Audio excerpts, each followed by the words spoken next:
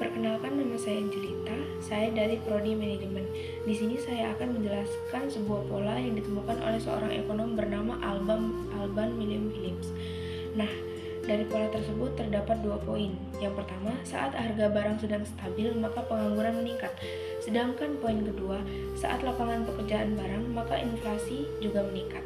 Nah, saya akan menjelaskan kedua poin tersebut. Yang pertama, saya akan menjelaskan poin kedua. Saat dimana lapangan pekerjaan meningkat, tetapi inflasi juga meningkat.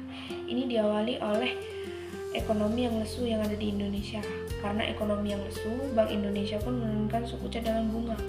Oleh karena suku cadangan bunga tersebut turun, maka pengusaha-pengusaha dan masyarakat pun melihat peluang untuk membuka usaha dengan modalnya meminjam di bank.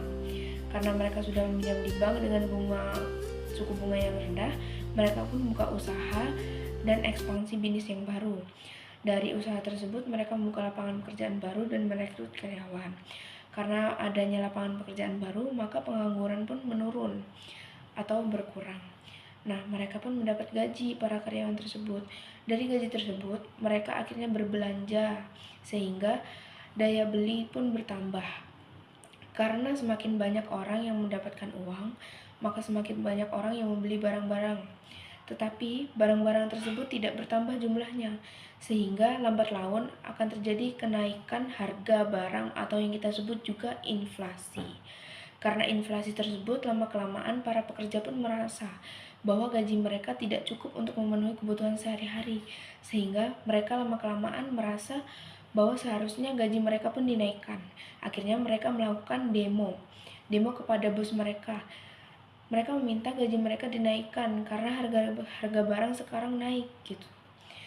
Karena bos perusahaan tersebut didemo dan para pekerja tidak ingin bekerja sebelum gaji mereka dinaikkan, akhirnya bos perusahaan tersebut tidak mau menyetujui kenaikan gaji mereka. Bayangkan saja jika misalnya ada 100 karyawan yang meminta kenaikan gaji sebesar 20%. Dari mana uang tersebut untuk membayar gaji karyawan tersebut? Nah, karena untuk membayar gaji karyawan tersebut, akhirnya perusahaan tersebut bisa jadi tidak mengalami keuntungan, yang ada malah rugi. Karena kerugian tersebut, akhirnya perusahaan mengurangi perekrutan. Mengurangi perekrutan artinya tidak ada lapangan pekerjaan.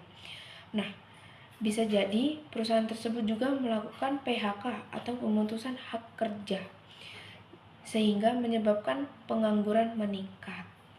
Jadi ini adalah solusi